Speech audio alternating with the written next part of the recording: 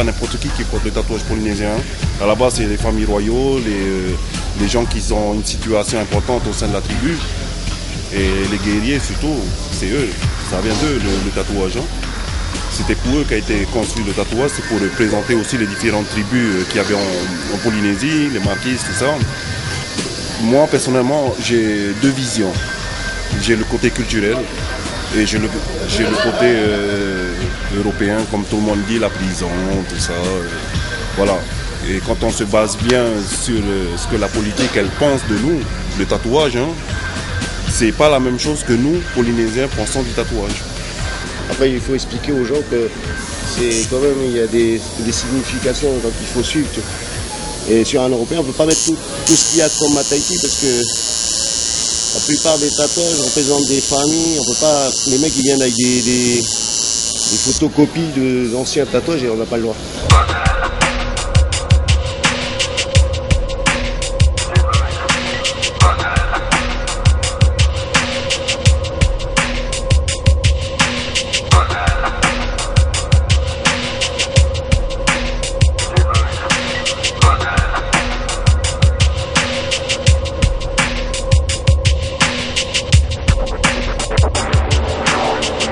Il y en a qui ont commencé par des petits tatous, qui sont devenus tatou addicts.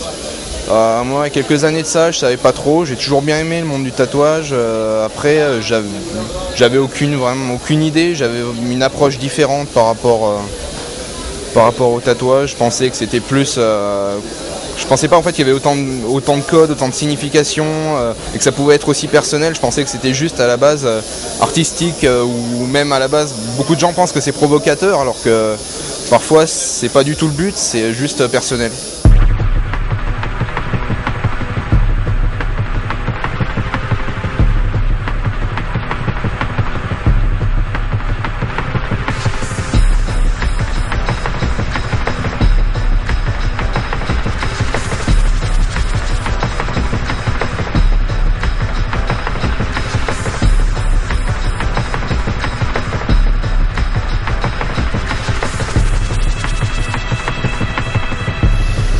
Traditional Samoan tools.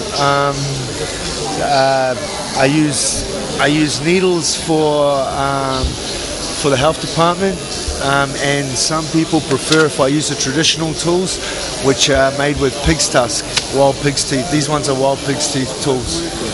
So a lot of Polynesian people would rather have a traditional tattoo done traditional way.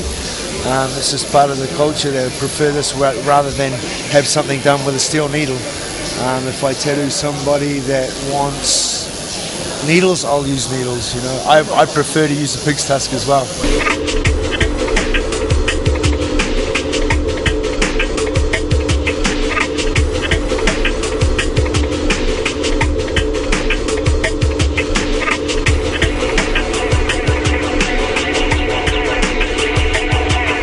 C'est une passion. J'ai commencé par des bouquins, je m'intéresse pas à la psychologie mais aux personnages.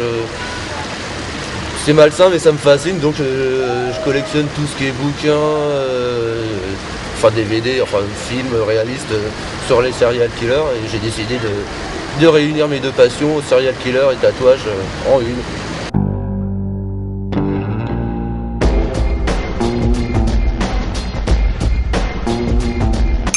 Là vous avez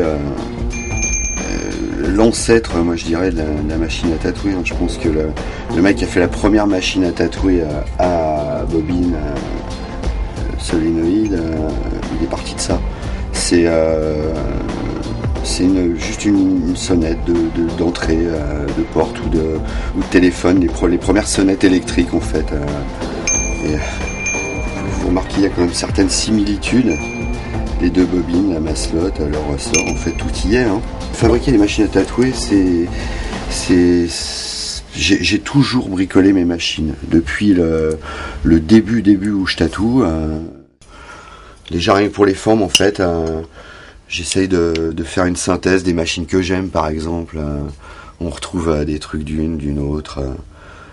Lui donner une forme à moi, mais en ayant des références de machines anciennes que j'aime bien. Ou, une machine avec un sideplate en bois, il y a moins de masse métallique, elle consomme moins d'ampérage, donc elle chauffe pas. C'est-à-dire que par exemple Tintin il adore cette machine parce que de ce fait tu peux avoir une course énorme et lui mettre des voltages hors normes dans la gueule et elle chauffera jamais quoi. Donc ça lui permet de bosser avec des gros magnums pour pouvoir bosser des heures sur des grosses pièces,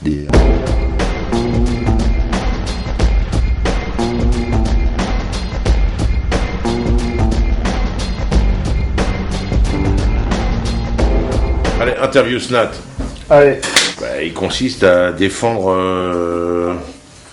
le tatoueur contre des textes de loi inappropriés. Et à la base, c'était là pour le faire reconnaître comme un artiste auprès de l'État.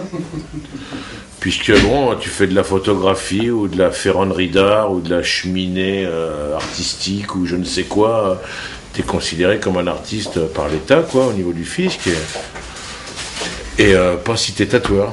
À la suite de ça, ils ont lancé des nouveaux projets de décrets, de lois, et puis le SNAT, comme par coïncidence, est tombé à point nommé pour défendre tous les tatoueurs, et c'est tous ces textes de loi qui ont fait un petit peu le succès et le manque de respect du SNAT à la fois, parce que c'est ce qui nous a amené des adhérents, mais c'est ce qui fait qu'on a été aussi pas mal dénigré malgré tout ce qu'on a fait pour tous les tatoueurs en France, parce que je rappelle que tout ce que le SNAT a fait, ça profite à tous les tatoueurs en France, et on a obtenu pas mal de trucs quand même jusqu'à présent. Donc toutes les actions qu'on a menées, mis à part celle de se faire reconnaître comme un artiste, ça a toujours pas marché, mais on est encore sur la bonne voie. Et puis le jour où les tatoueurs ne paieront plus que 5 de TVA au lieu de 20, tous les tatoueurs en profiteront, même ceux qui ne sont pas au SNAT. Donc voilà.